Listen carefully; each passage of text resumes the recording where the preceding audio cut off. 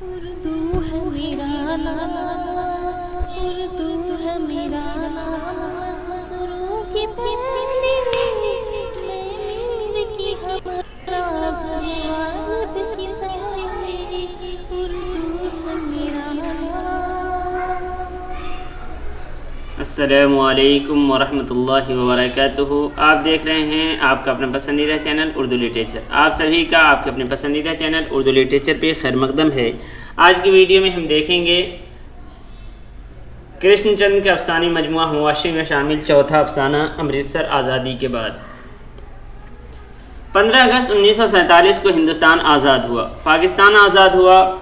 15 اگست 1947 کو ہندوستان بھر میں جشن آزادی منایا جا رہا تھا اور کراچی میں آزاد پاکستان کے فرحت ناک نعرے بلند ہو رہے تھے۔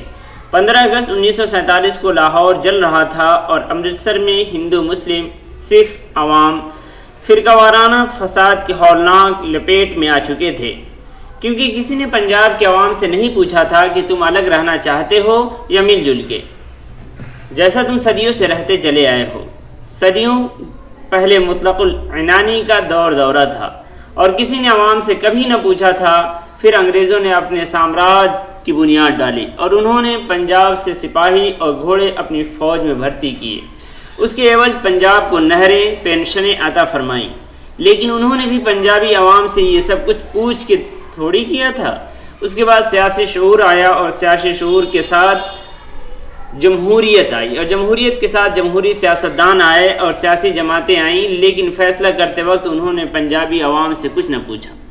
ایک نقشہ سامنے رکھ کر پنجاب کی سرزمین کے نوقے قلم سے 2 ٹکڑے کر دیے۔ فیصلہ کرنے والے سیاستدان گجراتی تھے، کشمیری تھے، اس لیے پنجاب کے نقشے کو سامنے رکھ کر اس پر قلم سے ایک لکیر، ایک حد فاصل قائم کر دینا اس کے لیے زیادہ مشکل نہ تھا۔ نقشہ ایک نہایت ہی معمولی سی چیز ہے، 8 آنے روپے میں پنجاب کا نقشہ ملتا ہے، اس پر لکیر کھینچ دینا بھی آسان ہے۔ ایک کاغذ کا ٹکڑا، ایک روشنائی کی لکیر، وہ کیسے پنجاب کے دکھ کو سمجھ سکتے تھے؟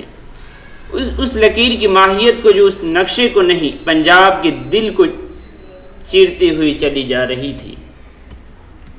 پنجاب کے 3 مذہب تھے،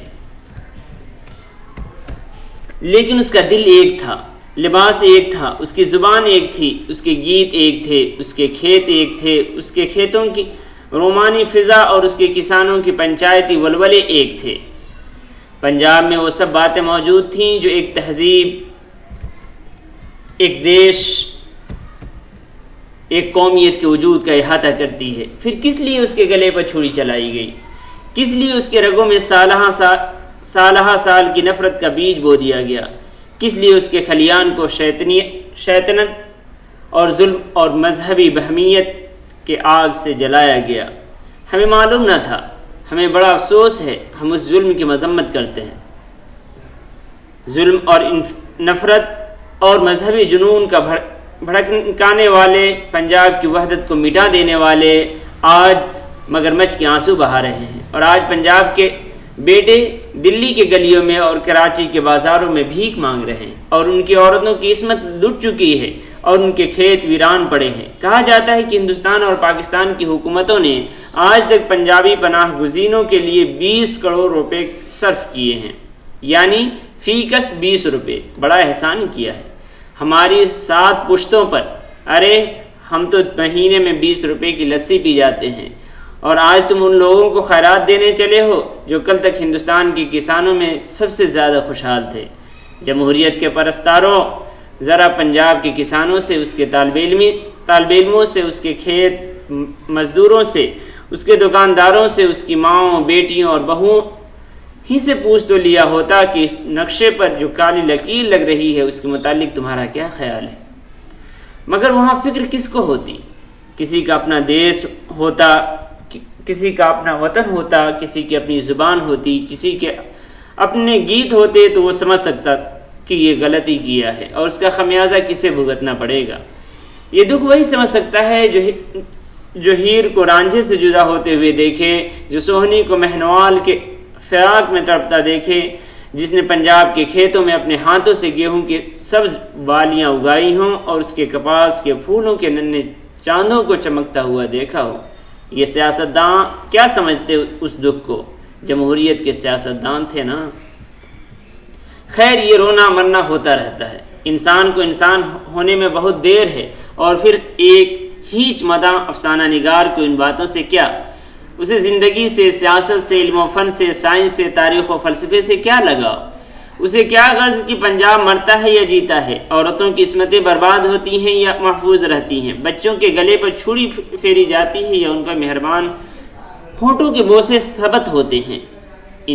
اسے ان باتوں سے الگ ہو کر کہانی سنانا چاہیے، اپنی چھوٹی موٹی کہانی جو لوگوں کے دلوں کو خوش کر سکے۔ یہ بڑے بول اسے زیب نہیں دیتے۔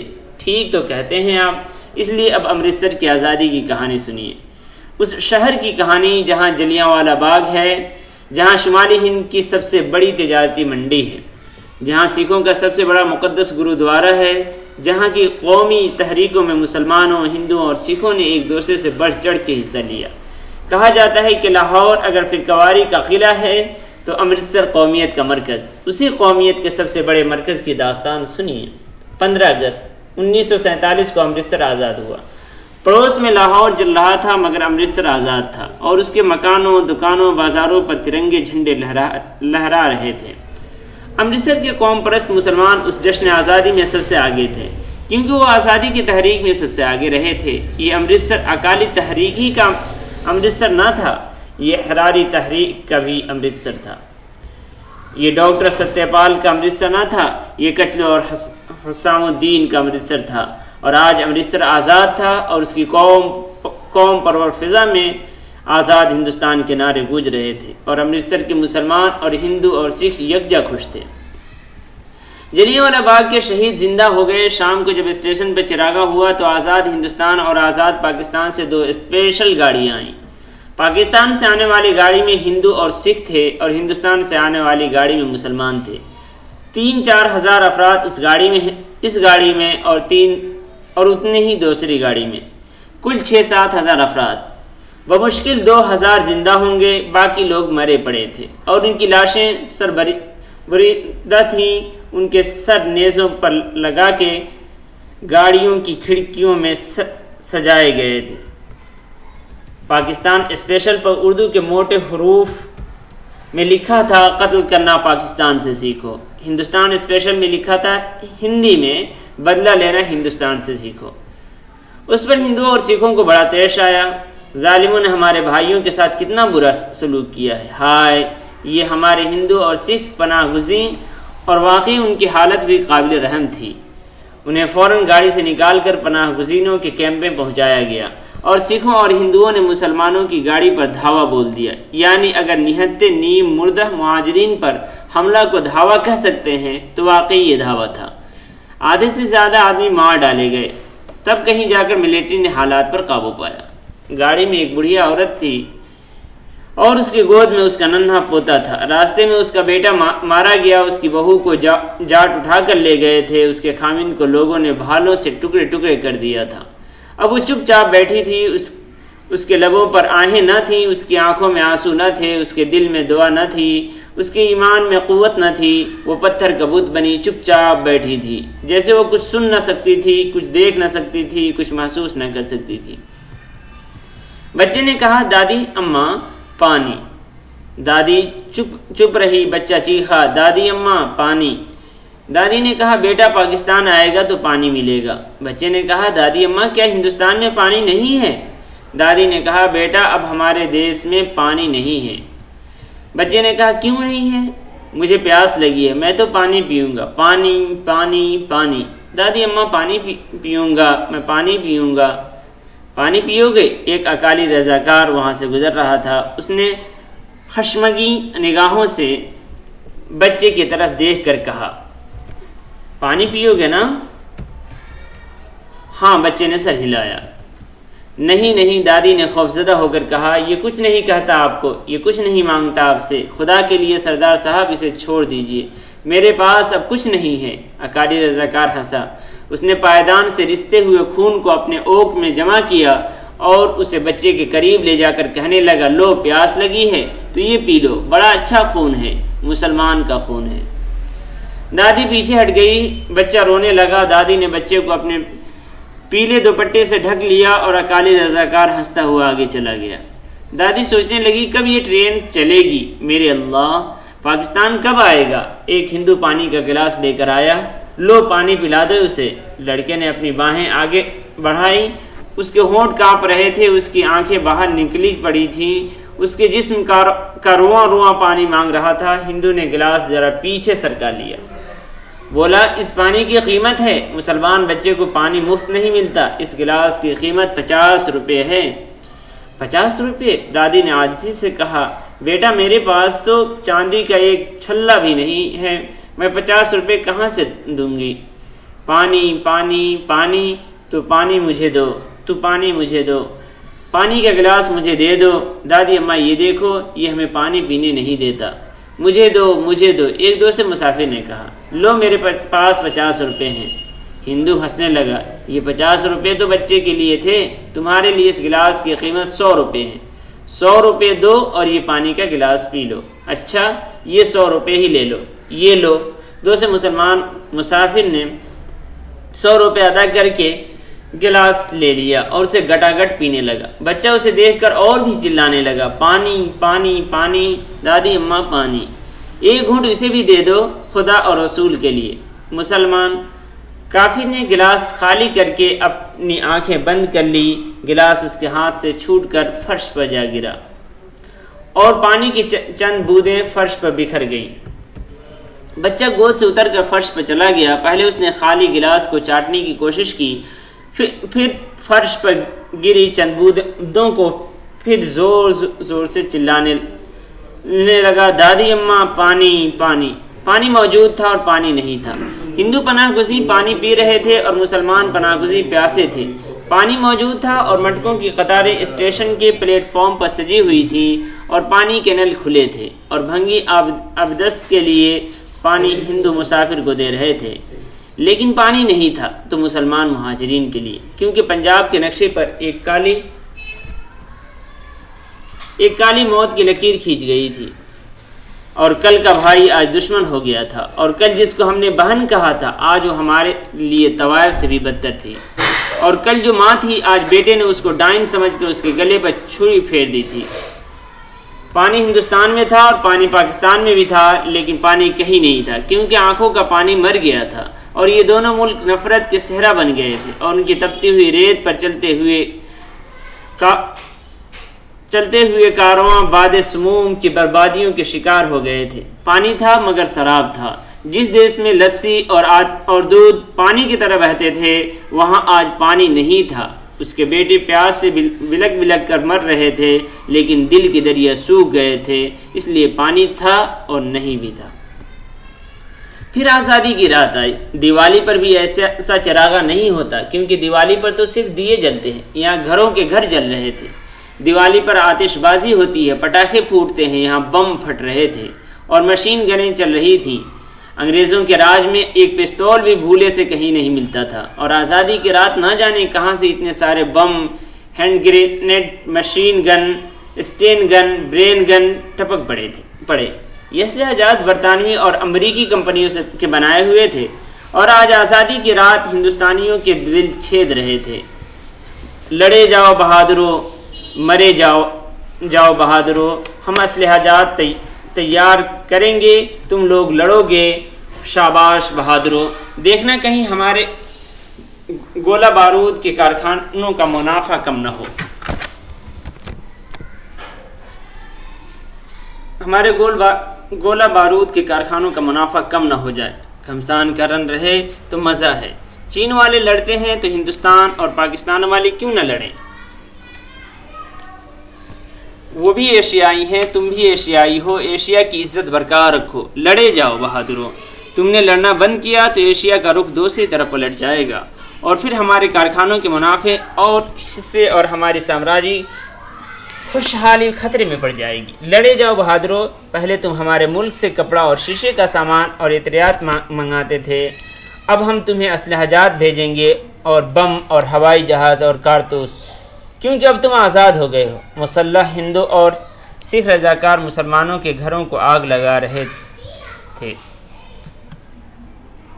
اور جے ہند کے نعرے گونج رہے تھے۔ مسلمان اپنے گھروں کی کمین گاہوں میں چھپ کر حملہ آوروں پر مشین گنوں سے حملہ کر رہے تھے اور ہینڈ گرینیڈ پھینکتے تھے۔ آزادی کی رات اور اس کے 3-4 روز بعد تک اس طرح مقابلہ رہا۔ پھر سکھوں اور ہندوؤں کی مدد کے لیے آس پاس کے راستوں سے رضاکار پہنچ گئے اور مسلمانوں نے اپنے گھر خالی کرنے شروع کیے۔ گھر، محلے، بازار جل رہے تھے، ہندوؤں کے گھر اور مسلمانوں کے گھر اور سکھوں کے گھر، لیکن آخر میں مسلمانوں کے گھر سب سے زیادہ جلے اور آخر ہزاروں کی تعداد میں مسلمان اکٹھے ہو کر شہر سے بھاگنے لگے۔ اس موقع پر جو کچھ ہوا اسے تاریخ میں امرتسر کا قتل عام کہا جائے گا، لیکن ملٹری نے حالات پر جلد قابو پا لیا۔ قتل عام بند ہوا اور ہندو اور مسلمان دو مختلف کیمپ میں بند ہو کر پناہ گزین کہلانے لگے۔ ہندو شرناتھی کہلاتے تھے اور مسلمان پناہ گزین مہاجرین۔ گو مصیبت دونوں پر ایک ہی تھی، لیکن ان کے نام الگ الگ کر دیے تھے تاکہ مصیبت میں بھی یہ لوگ اکٹھے نہ ملیں۔ دونوں کیمپوں پر نہ چھت تھی، نہ روشنی کا انتظام تھا، نہ سونے کے لیے بستر تھے، نہ پائخانے۔ لیکن ایک کیمپ ہندو اور سکھ شرناتھیوں کا کیمپ کہلاتا تھا، دوسرا مسلمان مہاجرین کا۔ ہندو شرناتھیوں کے کیمپ میں آزادی کی رات کو شدید بخار میں لرزتی ہوئی ایک ماں اپنے بیمار بیٹے کے سامنے دم توڑ رہی تھی۔ یہ لوگ مغربی پنجاب سے آئے 15 آدمیوں کا خاندان تھا۔ پاکستان سے ہندوستان آتے صرف 2 افراد رہ گئے تھے اور اب ان میں بھی ایک بیمار تھا، دوسرا دم توڑ رہا تھا۔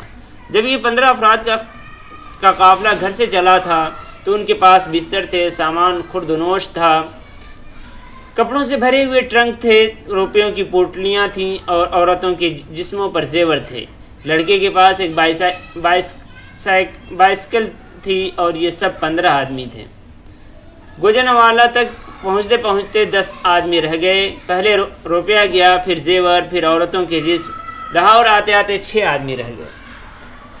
کپڑوں کے ٹرنک گئے اور بستر بھی، اور لڑکے کو اپنی بائسکل کے چھین جانے کا بڑا افسوس تھا۔ اور جب مغل پورا سے آگے بڑھے تو صرف 2 رہ گئے، ماں اور ایک بیٹا اور ایک لحاف، جو دم توڑتی ہوئی عورت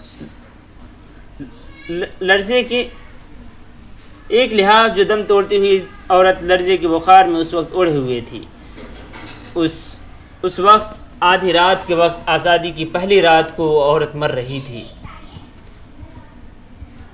اس کا بیٹا چپ چاپ اس کے سرہانے بیٹھا ہوا بخار سے کانپ رہا تھا اور اس کی کٹکٹی بندھی ہوئی تھی اور آنسو ایک مدت ہوئی ختم ہو چکی تھی۔ اور جب اس کی ماں مر گئی تو اس نے آہستہ سے لحاف کو اس کے جسم سے الگ کیا اور اسے اوڑھ کر کیمپ کے دوسرے کونے میں چلا گیا۔ تھوڑی دیر کے بعد ایک رضاکار اس کے پاس آیا، اسے کہنے لگا، وہ ادھر تمہاری ماں تھی جو مر گئی ہے؟ نہیں، مجھے کچھ نہیں معلوم وہ کون تھی، لڑکے نے خوفزدہ ہو کر کہا اور زور سے لحاف کو اپنے گرد لپیٹتے ہوئے بولا، وہ میری ماں نہیں تھی، یہ لحاف میرا ہے، یہ لحاف میرا ہے، میں یہ لحاف نہیں دوں گا، یہ لحاف میرا ہے۔ وہ زور زور سے چیخنے لگا، وہ میری ماں نہیں تھی، یہ لحاف میرا ہے، میں اسے کسی کو نہ دوں گا، یہ لحاف میں ساتھ لایا ہوں، نہیں دوں گا، نہیں۔ ایک لحاف، ایک ماں، ایک مردہ انسانیت۔ کسے معلوم تھا کہ ایک دن اس نئی تخلیص کی کہانی بھی مجھے آپ کو سنانی پڑے گی۔ جب مسلمان بھاگے تو ان کے گھر لوٹنے شروع ہو گئے۔ شاید ہی کوئی شریف آدمی رہا ہو جس نے اس لوٹ میں حصہ نہ لیا ہو۔ آزادی کے 3 دن کی بات ہے، میں اپنے گائے کو گلی کے باہر نل پر پانی پلانے لے جا رہا تھا۔ بالٹی میرے ہاتھ میں تھی، دوسرے ہاتھ میں گائے کے گلے سے بندھی ہوئی رسی تھی۔ گلی کے موڑ پر پہنچ کے میں نے میونسپلٹی کے لیمپ والے کھمبے سے گائے کو باندھ دیا اور نل کی جانب بالٹی لیے مڑ گیا کہ بالٹی میں پانی بھر لاؤں۔ تھوڑی دیر کے بعد جب بالٹی بھر کے لایا تو کیا دیکھتا ہوں کہ گائے غائب ہے۔ ادھر ادھر بہتیرا دیکھا لیکن گائے کہیں نظر نہ آئی۔ یکایک میری نگاہ ساتھ والے مکان کے آنگن میں گئی، دیکھتا ہوں تو گائے آنگن میں بدھی کھڑی ہے۔ میں گھر میں گھسا، کیا ہے بھائی، کون ہو تم؟ ایک سردار صاحب نے نہایت خشونت سے کہا۔ میں نے کہا، میں ابھی اپنی گائے کو اس سے باندھ کر نل پر پانی لانے گیا تھا، یہ گائے تو میری ہے سردار جی۔ سردار جی مسکرائے، اللہ، کوئی گل نہیں، میں نے سمجھا کسی مسلمان کی گائے ہے، یہ آپ کی گائے ہے تو پھر لے جائیے۔ اتنا کہہ کر انہوں نے گائے کی رسی کھول کر میرے ہاتھ میں تھما دی۔ معاف کرنا، میرے چلتے چلتے انہوں نے پھر کہا، آپا سمجھیاں کسی مسلمان دی گائے ہے۔ میں نے یہ واقعہ اپنے دوست سردار سندر سنگھ سے بیان کیا تو بہت ہنسا۔ بھلا اس میں ہنسنے کی کیا بات ہے؟ میں نے اس سے پوچھا تو وہ اور بھی زور زور سے ہنسنے لگا۔ سندر سنگھ، میں آپ کو بتا دوں، اشتراکی ہے، اس لیے فرقہ وارانہ عناد سے بہت دور رہتا ہے۔ وہ میرے ان چند احباب میں سے ہے جنہوں نے اس لوٹ مار میں بالکل کوئی حصہ نہیں لیا۔ میں نے کہا تم اسے اچھا سمجھتے ہو؟ وہ بولا نہیں، یہ بات نہیں ہے، میں ہنس رہا تھا کیونکہ آج صبح ایک ایسا ہی واقعہ خود مجھے پیش آیا۔ میں حال بازار میں گزر رہا تھا کہ میں نے سوچا سامنے کٹرے میں سے سردار سویرا سنگھ کو دیکھتا چلوں۔ پرانے غدر پارٹی کے لیڈر ہیں نا وہ، انہوں نے اپنے گاؤں میں 300-400 مسلمانوں کو پناہ دے رکھی ہے۔ سوچا پوچھتا چلوں ان کا کیا ہوا، انہیں وہاں سے نکال کر مہاجرین کے کیمپ میں لے جانے کی کیا سبیل کی جائے۔ یہ سوچ کر میں نے اپنی گاڑی محمد رزاق جوتے والے کی دکان جو اب لٹ چکی ہے کے آگے کھڑی کی اور کٹرے میں گھس گیا۔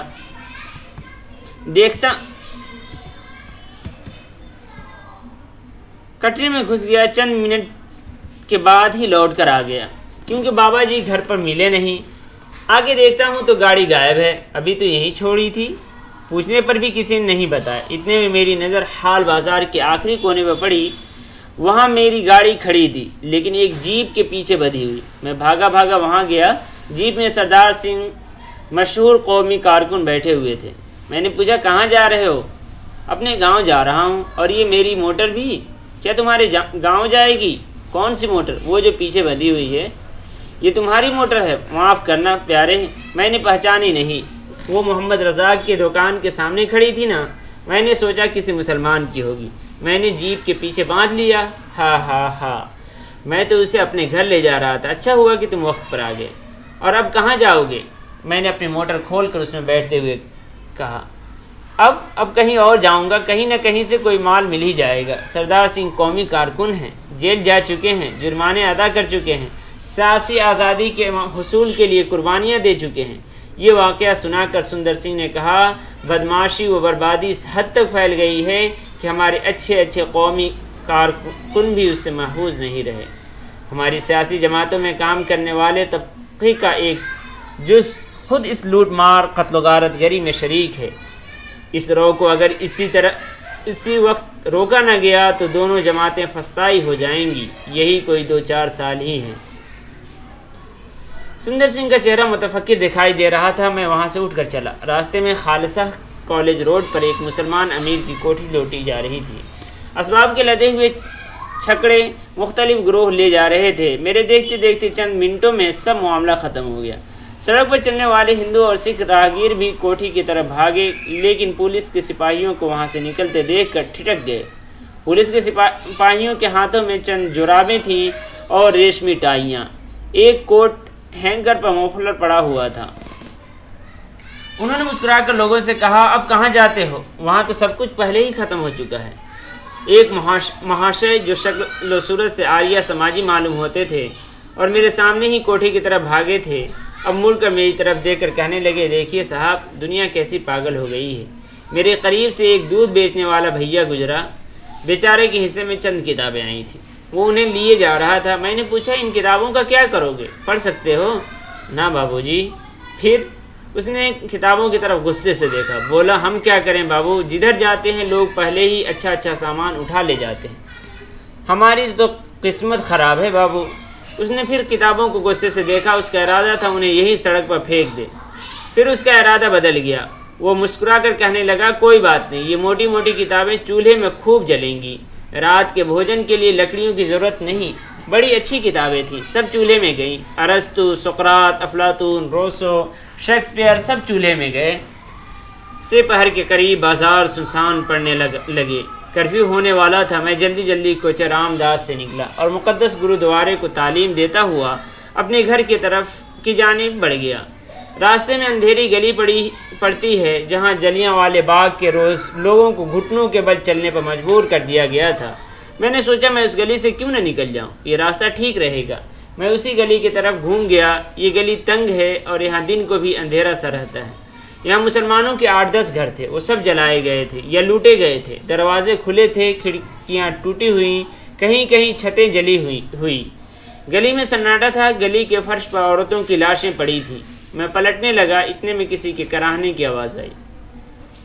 گلی کے بیچ میں لاشوں کے درمیان ایک بڑھیا رینگنے کی کوشش کر رہی تھی. میں نے اسے سہارا دیا. پانی بیٹا. میں اوک میں پانی لیا. مقدس گرودوارے کے سامنے پانی کا نل تھا. میں نے اپنی اوک اس کے ہونٹ سے لگا دی. تم پر خدا کی رحمت ہو بیٹا. تم کون ہو؟ خیر تم جو کوئی بھی ہو، تم پر خدا کی رحمت ہو بیٹا. یہ ایک مرنے والے کے الفاظ ہیں، انہیں یاد رکھنا. میں نے اسے اٹھانے کی کوشش کرتے ہوئے کہا تمہیں کہاں چوٹ آئی ہے ماں؟ بڑھیا نے کہا مجھے مت اٹھاؤ، میں یہیں مروں گی اپنی بہو بیٹیوں کے درمیان. کیا کہا تم نے؟ چوٹ؟ ارے بیٹا یہ چوٹ بہت گہری ہے. یہ گھاؤ دل کے اندر ہی بہت گہرا گھاؤ ہے. تم لوگ اسے کیسے پنپ سکو گے؟ تمہیں خدا کیسے معاف کرے گا؟ ہمیں معاف کر دو ماں. مگر بڑھیا نے کچھ نہیں سنا.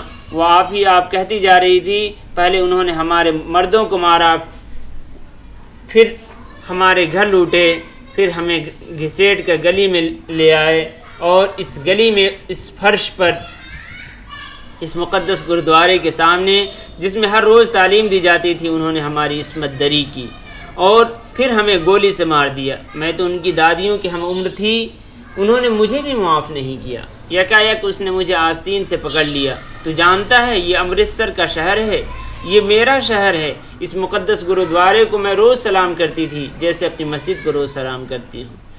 میری گلی میں ہندو مسلمان سکھ بھی بستے ہیں اور کئی پشتوں سے ہم لوگ یہاں بستے چلے آئے ہیں، اور ہم ہمیشہ محبت سے اور پیار سے اور صلح سے رہے اور کبھی کچھ نہیں ہوا. میرے ہم مذہبوں کو معاف کرو اماں. تم جانتے ہو میں کون ہوں؟ میں زینب کی ماں ہوں. تم جانتے ہو زینب کون تھی؟ زینب وہ لڑکی تھی جس نے جلیانوالے روز اس گلی میں گورے کے آگے سر نہیں جھکایا، جو اپنے ملک اپنی قوم کے لیے سر اونچا کیے اس گلی میں سے گزر گئی. یہی وہ گلی ہے، یہی وہ جگہ ہے جہاں زینب شہید ہوئی تھی. میں اسی زینب کی ماں ہوں. میں ایسی آسانی سے تمہارا پیچھا چھوڑنے والی نہیں ہوں. مجھے سہارا دو، مجھے کھڑا کر دو. میں اپنی لوٹی ہوئی آبرو اور اپنی بہو بیٹیوں کی برباد عصمتیں لے کر سیاست دانوں کے پاس جاؤں گی. مجھے سہارا دو. میں ان سے کہوں گی میں زینب کی ماں ہوں، میں امرتسر کی ماں ہوں، میں پنجاب کی ماں ہوں. تم نے میری گود اجاڑی ہے، تم نے بڑھاپے میں میرا منہ کالا کیا ہے. میری جوان بہوؤں اور بیٹیوں کی پاک و صاف روحوں کو جہنم کی آگ میں جھونکا ہے. میں ان سے پوچھوں گی کیا زینب اسی آزادی کے لیے قربان ہوئی تھی؟ میں زینب کی ماں ہوں. یکایک وہ میری گود میں جھک گئی. اس کے منہ سے خون ابل پڑا. دوسرے ہی لمحے میں اس نے جان دے دی. زینب کی ماں میری گود میں مری پڑی تھی اور اس کا لہو میری قمیض پر ہے، اور میں زندگی سے موت کے دروازے پر جھانک رہا ہوں، اور تخیل میں صدیق اور اوم پرکاش ابھرے چلے آتے ہیں، اور زینب کا غرور کا سر فضا میں ابھرتا چلا آتا ہے، اور شہید مجھ سے کہتے ہیں کہ ہم پھر آئیں گے.